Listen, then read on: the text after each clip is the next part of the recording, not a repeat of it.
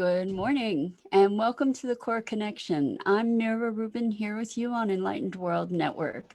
And today's topic is non-judgment. We get to explore the dynamics around judgment and non-judgment and what's possible as we become more conscious about our interaction with judgment. So before we get started, let's just take a minute or two to get present. Let's take a deep breath in through your nose and hold it. And imagine clean, crisp oxygen just flooding your lungs and flowing into your bloodstream and nourishing and enlivening all your cells and all your organs. And as you exhale any tension, any stress, relax your shoulders and your neck. Let's take another deep breath in through your nose and hold it. And this time, imagine sparkling white, brilliant light just flowing into all your molecules, all your electrons, energizing, electrifying, and revitalizing every part of your being and connecting you with the world beyond. And as you exhale any stress, any tension.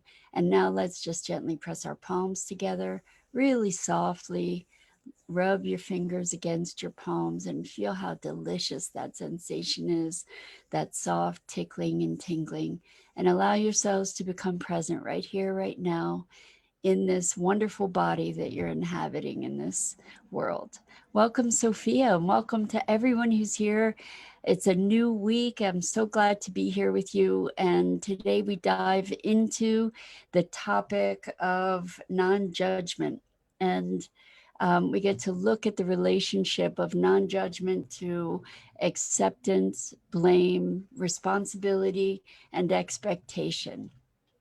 So when we pass judgment, whether it's on ourselves or on others, what is the source of that? We're making a comparison to either an ideal of what we believe things should be, an expectation of how we believe things should be, or we're potentially casting responsibility on ourselves or another, or we're taking responsibility, same thing, casting responsibility or another, or taking responsibility on ourselves, or we're blaming someone or ourselves when we're judging.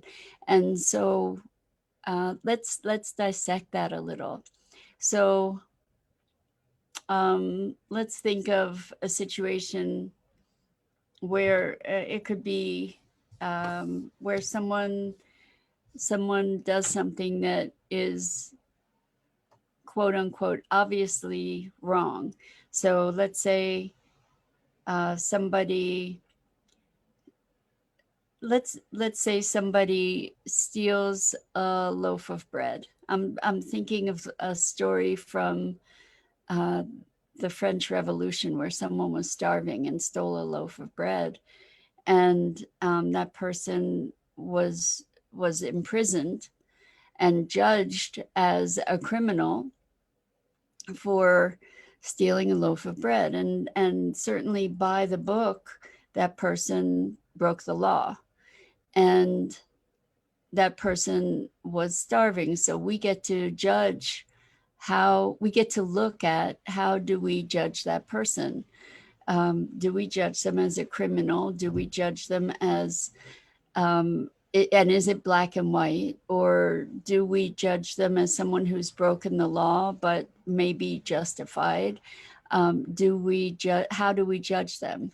And if we say that person has broken the law, do we judge them to be a bad person? And maybe that's actually, I thought it was going to be a kind of a clear-cut example, but it certainly isn't, because it brings us to the to questions around what's just, right? So it's not even a matter of judgment, but it's a matter of what's just or what's fair. And this is going to lead me into a little bit of a side trip here, but I I've been hearing about some, I'm trying to remember the term. I guess we'll pass on that. Sorry. We're going to go down the rabbit hole, but we've avoided it. In any case, when we judge, let's look at how we judge ourselves. So let's say I completed a project, but it wasn't as good as I would have liked. And I can judge myself for, good morning, Isabel. Welcome, welcome. We're talking about non-judgment. And in the course of talking about non-judgment, we're talking about judgment. So let's say I complete a project, it's not up to my standards, and I get it in on time, but I judge myself for not having accomplished it to my fullest expectation. So what am I doing? I'm comparing the quote unquote reality to my expectations, or my expectations of what I should have, could have done, sort of in that respect.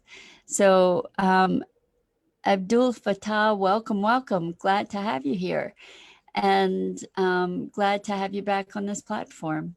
So we are talking about non-judgment, which brought us to a place of judgment, or understanding what the mechanics are of judgment. So judgment occurs in the face of expectations, typically, right? So if I have an expectation of how things should be, then I get to judge myself or others when things do not comply with my expectation. That's one place where we impose judgment. And so if we're moving into an area of non-judgment, what does that look like? Maybe it means withholding our expectations. Maybe it means freeing ourselves from our expectations. This is presuming that that judgment is not useful. I mean, if we can use judgment as a tool, it can be a very valuable thing. If we can say, for me in this moment, I can evaluate this opportunity versus that opportunity. I'm imposing what some people might call good judgment, discernment, right? The kind of judgment I'm talking about is judging somebody as good or bad, right or wrong. And there may be times where it's applicable for us to utilize that kind of judgment as well. If we say, for instance, it is better to observe the traffic lights when I'm driving. You know, it's good to observe traffic lights when I'm driving rather than not. I am making a judgment. I am making discernment. And I am coming from a place of choice. There may be a time where it's more appropriate to run a red light, although I'm not advocating running red lights. You know, there may be a moment where there's no traffic coming and there's an emergency situation where it might be justified to run a red light. And good morning, Irma. We're talking about non-judgment, and as a result of talking about non-judgment, we're talking about judgment and exercising our judgment. I think really the key of, or the heart of the conversation that I intended to get to was, if we make our judgments, to recognize them as projections of our values, perhaps, to exercise our judgments in terms of weighing circumstances one against the other, against self-interest, etc. The non-judgment that I'm wanting to encourage is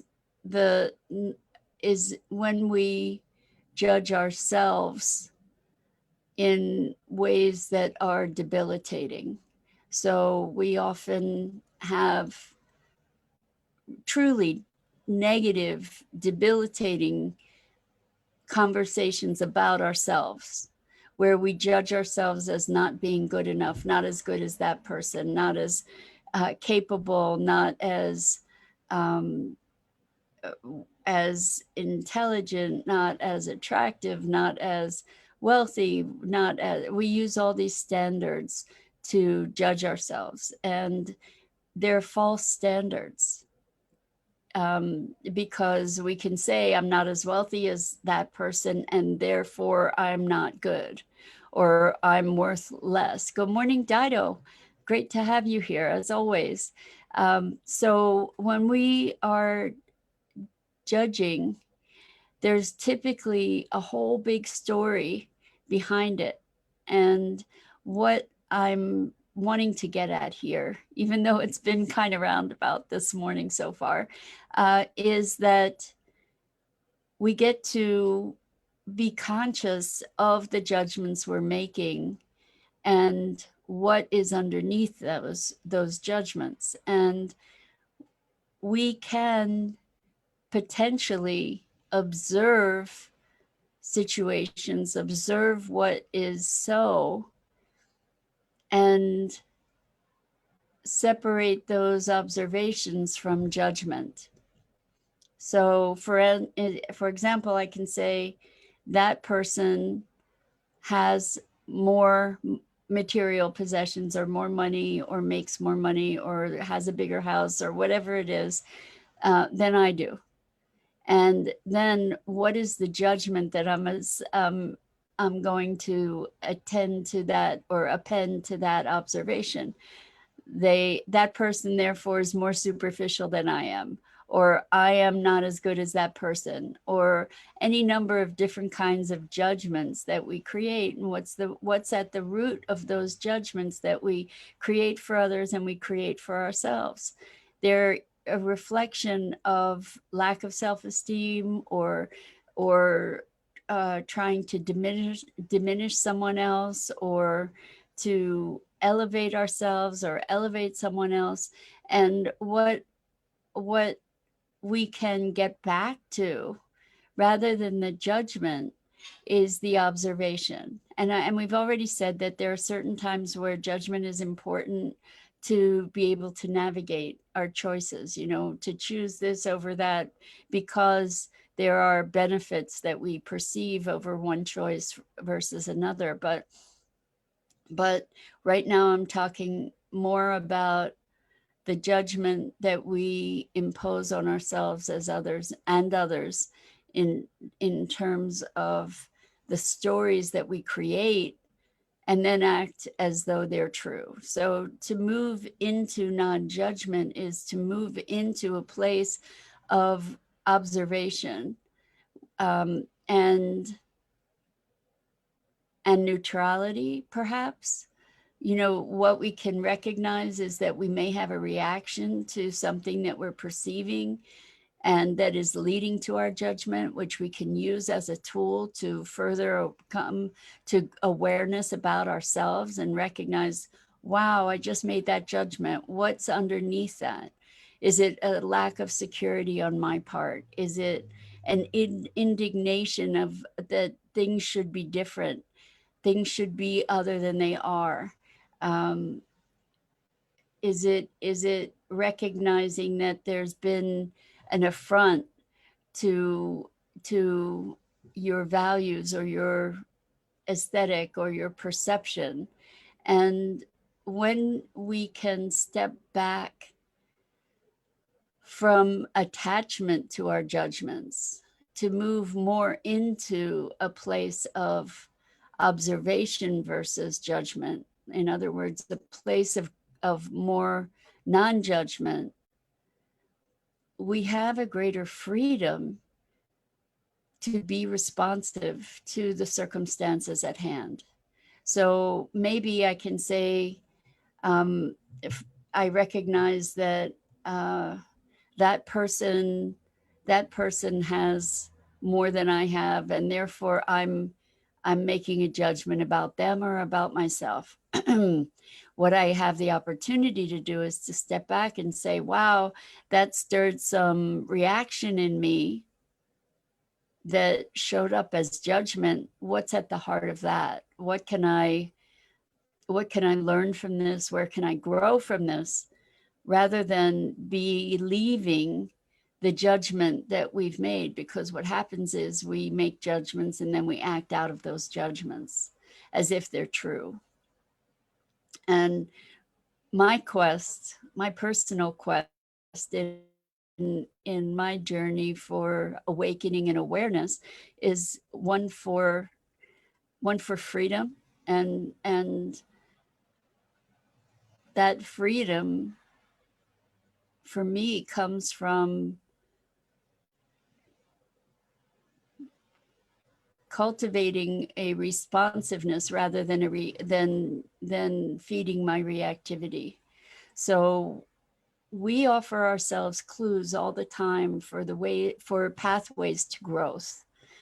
Our reactions are fodder or information that lead us into a greater inquiry, if we're willing to take that inquiry. So that when we have a reaction to something, we hear ourselves judging ourselves or someone else, that's a red flag. It's a signal to say, hey, there's something here that requires or that demands or that invites greater investigation. It's an invitation to a broader awareness. It's an invitation to a deeper understanding of our own mechanics, of our own reactivities, of our own sensitivities and sensibilities. And when we become very attached to something, a judgment, point of view, that too is an opportunity to look at, well, what's at stake here? Why am I so impassioned by this topic? And that can give us greater insight into our own mechanics. And when we have greater insight, potentially we have a greater capacity to shift and evolve and expand. And all of that is toward freedom, to me anyway. The freer I am of the dogma with which I navigate my life, then the greater my capacity to experience beyond those limitations. So it's interesting to move into. Good morning, Tammy. Welcome, welcome. It's interesting to move into a place of non-judgment, and we can simplify judgment to good and bad. We can say, okay, that's good, that's bad, that's good, that's bad, that's less bad, that's less good. And that's a whole spectrum. But when we break it down, what's happening with those moments of judgment is that they are moments that allow us, or that are facilitating us in directing our course, right? Course corrections. This feels good, this feels bad. Now, the feel good, feel bad is probably a truer way to navigate, is maybe a truer guideposts to navigate than pure judgment and action. If observation is the way to move toward non-judgment, how do you break down projection? That's such a great question, Rosalind, two of them. So how is judgment different from projection? Judgment is projection. right? I don't think that we can separate judgment from projection, because what we're projecting is our values, our assessment, our interpretation, right? So we're making a projection, we're judging that projection, we're reacting to it with judgment. So if observation is the way to move toward non-judgment, how do you break down projection? In other words, how do you observe without projecting? So that's such a beautiful, beautiful question. And I think that that's really why I've been stumbling around and trying to discuss this topic this morning. Notice we make a judgment. That judgment is sort of a key to our projections, and then we get to look at in other words, observe what are our projections that we're making that are leading to those judgments. So I think what you've done there, Rosalind, is you've sort of helped to delineate the breakdown or the process of moving from projection to observation, even though it's not super clear cut. So I'm making a judgment. I become aware that I'm making a judgment. I get to that kind of ideally catapults me into another place of awareness, sort of a meta awareness, that I get to recognize the mechanics of what is happening. So I recognize my judgment. I go into this space of, oh, I just made a judgment. What's up with that? And I can say, well, they did this, they did that. And I can come back and I can say, okay, so what is it in me that is activated by that behavior on terms of the other person or myself? So what is it that got activated? So it's moving me into another dimension of awareness. And there still may be projection from that level of awareness as well. But we have the ability to kind of like rise to a different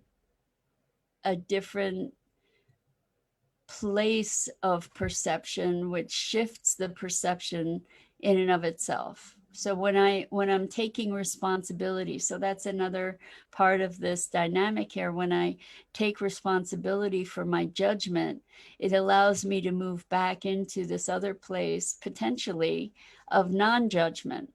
So Isabel says free. Indeed, that's the point ultimately. So I could recognize that I'm judging somebody else, and then I could, as I recognize that, I could judge myself for judging them, which is not where we're looking to head.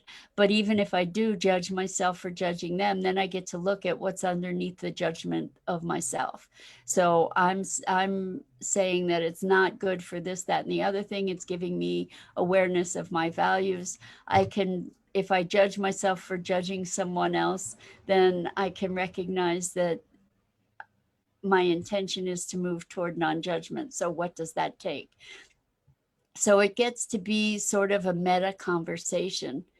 Is that making sense, Rosalind? Is that connecting?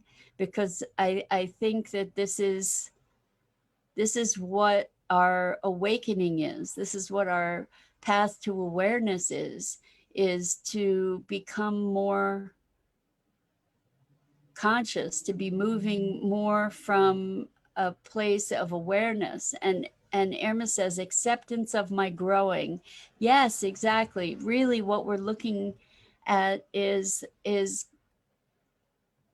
growing acceptance, growing awareness of what is, what we are, what is, and to be in a place of observation. So I told this story last week about the man who had a son who helped him with his field, and the son's leg got broken, and everybody said, what a shame. And then the army came through and was conscripting all the young boys, and everybody said, what a blessing. And then the guy's horse ran away, and everybody said, what a shame. And then the horse came back with other horses, and everybody said, what a blessing. And all the while, the man was saying, we'll see, we'll see. And so there is a place of non-judgment that is ultimately, if we ever as human beings can access this place of non-judgment, we're accessing a place of presence. Because when we're truly present, at least this is my imagining, when we're truly present, all that's there is the moment, and the judgment of that moment disappears. What appears in its place is responsiveness and presence, presence of to what is. And Rosalind, to your point, the presence without projection, just responsiveness. And so Irma says, what I judge as being imperfect is just my human is just my human condition, is not bad or good as being a person. Yes, yes. And so we are being how we be. And then we lay over on top of that judgment about we're not good enough, or we're better than, or we're not smart enough, or we're smarter than, and et cetera, et cetera. We judge ourselves, we're not as good as we should be, or I don't feel as good as I should feel. And we go on and on and on with all these judgments of self-worth, worth of others, and it goes on and on and on, and it's all manufactured, and it is all projection. Things are ultimately, in an ultimate sense, rather than a societal sense, in an ultimate sense, I don't believe that good or bad exists. I believe that it's a construct that we've manufactured, and things are as they are. And that said, without the notion of good and bad, without some inner guidance about quote unquote good or bad, we don't have a compass to guide us. So we use judgment to guide us through our day and through our lives, and we get to hold those judgments with open hand because they're manufactured. And when we make those judgments, we do project them outward, and they are a function of a collection of projections. So I'm wondering if this makes sense. If we the idea here is moving toward freedom, and in moving toward freedom, we get to hold our ideals, our beliefs, our ideas with open hand. And when we know in our hearts and in our guts that something is wrong, for instance, then that is something that we get to use as guidance for ourselves in our lives. And it's interesting to me, and it does become something of a confusion when we look at the different levels from which we can interpret and perceive life.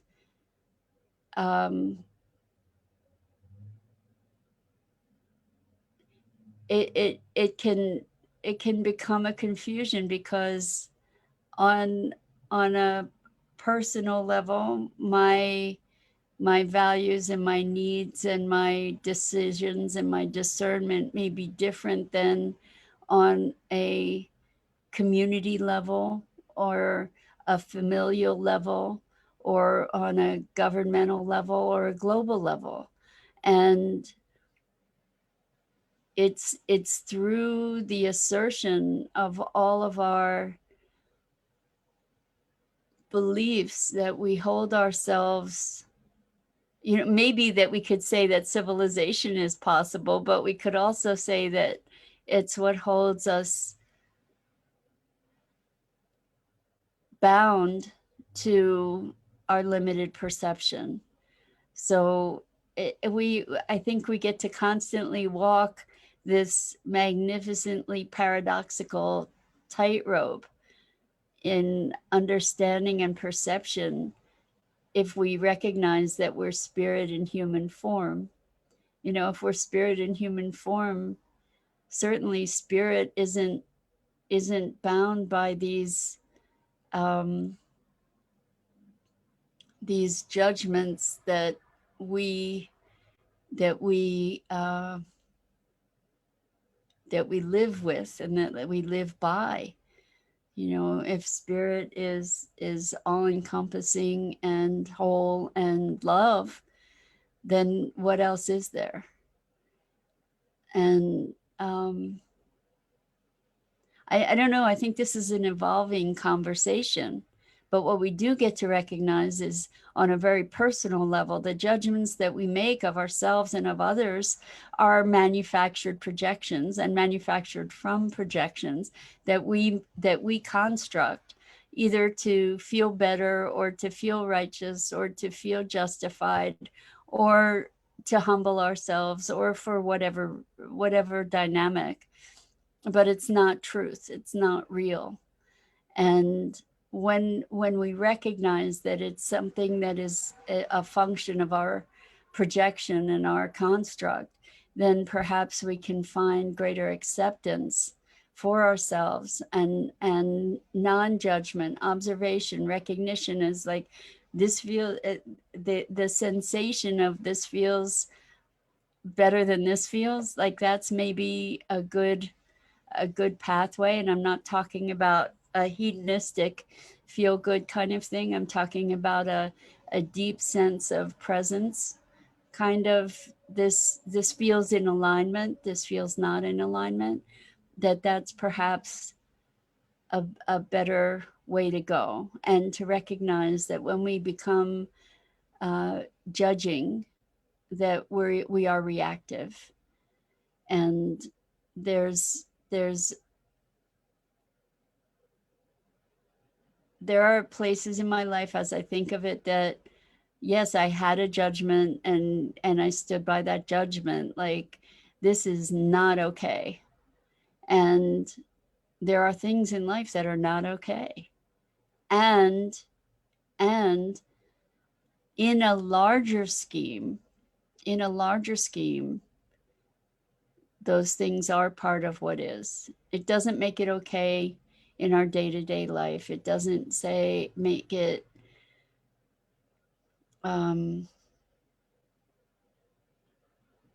doesn't make it acceptable.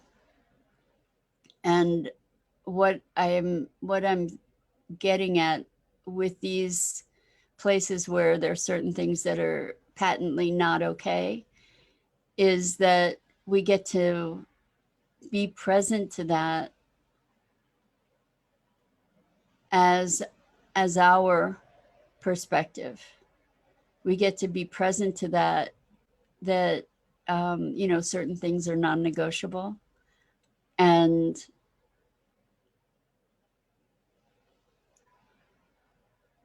we can still use those moments to say what is underlying that judgment. What is it that is, what are the mechanics underneath that? And that can give us greater insight into who we are and how we operate and what's available and possible for us in our own growth. So yes, that makes sense. Projection leads to judgment. Turning inward to free self from limited beliefs and things that are not real will help to break down projections. Exactly. Exactly. That's the intention, is to become as present as possible. And judgment separates us from the present moment and from what is actually there. And it's a thorny thing because we use judgment to navigate through our lives.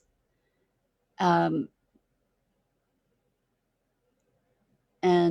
I don't have, it's not black and white. It's just not black and white. And so there's so many of these questions that we discuss that clearly are not black and white. And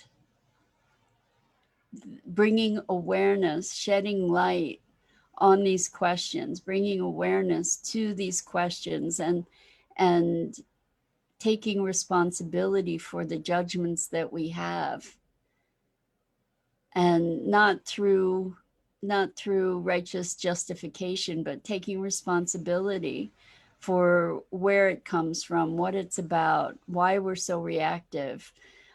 That is a path, one of many paths that we explore on the way to freedom and on the way to presence. So I so appreciate you helping or participating in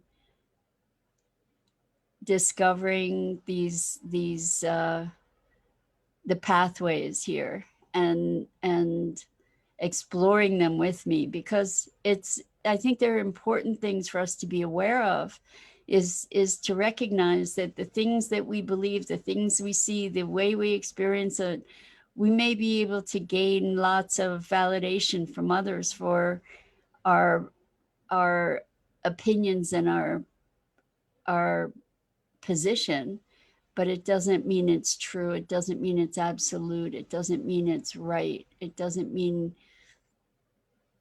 right with a capital R, for instance. And we get to be very aware of what is underneath our navigating. So if I'm judging myself as less than and imperfect, well, I can recognize that I'm imperfect, but then if I say that that's a terrible thing, I get to say, well, wait a second. So I believe that it's possible to be perfect. And is that really a legitimate belief, for instance? So these are ways that we can deconstruct our constructions that we project as reality. And as we deconstruct those perceptions, the result is greater freedom. And it's being in the not knowing in a certain way, like to be present to the not knowing, to allow the unfolding. Whereas what we as a culture have constructed is being in the knowing, no matter the cost to reality, or to the truth. We know, in the face of, we choose to know because it gives us security, whether it's true or not. And so that's really what we're looking to deconstruct, is that knowingness that breeds judgment, that breeds separation, that breeds delusion, or that is delusion, and getting more present to the wonder and the miracles of every moment, so that we can be more legitimately responsive to it. So I hope, if nothing else, this is food for thought, right? That it's added some questions that may assist you in finding a little bit more truth to your own mechanics. Good morning, Luz. Welcome. It's great to have you here. I hope I said your name right. So we're just about to wrap up, but I'm very interested to hear your take on this whole judgment thing and non-judgment. What does that mean? What does non-judgment mean? And in some way, I think that non-judgment equates to nonviolence. And I think I'm going to leave it with that provocative thought. And Andrea, welcome, welcome. It's great to have you here. And you're so welcome. And I really appreciate all of you engaging with me in these inquiries, because I think that these are important questions for all of us to be looking at and exploring on our path to an evolved humanity. So Rosalind says, my dad says I'm not a good judge of character when it comes to dating. I guess it takes me a while to understand boundaries and decide if I'm aligned with those constructs. Thank you, Mira. So Rosalind, I think, okay, so here's where I have to address this, even though I was going to go a second ago. I have to address this because I bet you are a good judge of character, or you are picking up things that are there. However, my suspicion is that you override your gut. And I'm just going to guess that, because my inclination in the past is I would have a sense about somebody, I'd recognize my judgment about them, and then I would override my judgment and my gut feeling. I would override my gut feeling and say, no, I have to give that person a chance. And in fact, I already knew what I knew. I already had a deep sense about that person, and pretty much without exception, every time I overrode my gut feeling about whether this person was somebody I wanted to be involved with or not, when I overrode it, I paid for it. So I think that there is a knowingness that we have that isn't judgment. The judgment then maybe justifies the knowingness. The judgment then maybe explains the knowingness that we have. But my guess is that you really do have a better sense, but you want to see the best in everybody, and therefore you override yourself. So let me know if that's true for you, Rosalind. That's my suspicion. And Irma says, thank you all. Great topic. Not judgment, not judgment. Peace, self, love, freedom. Yes, I love it. And with that, lots of love to you. So Rosalind says, true. You hit the nail on the head. Yes. So pay attention to that, Rosalind. Honor your gut, because all the rest of it is what the mind is what makes up judgment. The mind is what overrides the gut. The mind is what gets us in trouble. And the more we can connect to our inner knowing, our gut, our heart, the freer that we'll be, the more in a place of non-judgment, and the more we'll be able to really live life in alignment with our own path and our own presence. So with that, lots and lots and lots of love. I'm Mira Rubin. This is the Core Connection, and I go live here on the Enlightened World Network Facebook page every weekday morning at 9 a.m. Eastern. I invite you to please come back and invite your friends, and let's have a lively conversation together that moves us all toward greater freedom and awareness. So please check out the other wonderful programming on the Enlightened World Network Facebook page. Lots and lots and lots of love.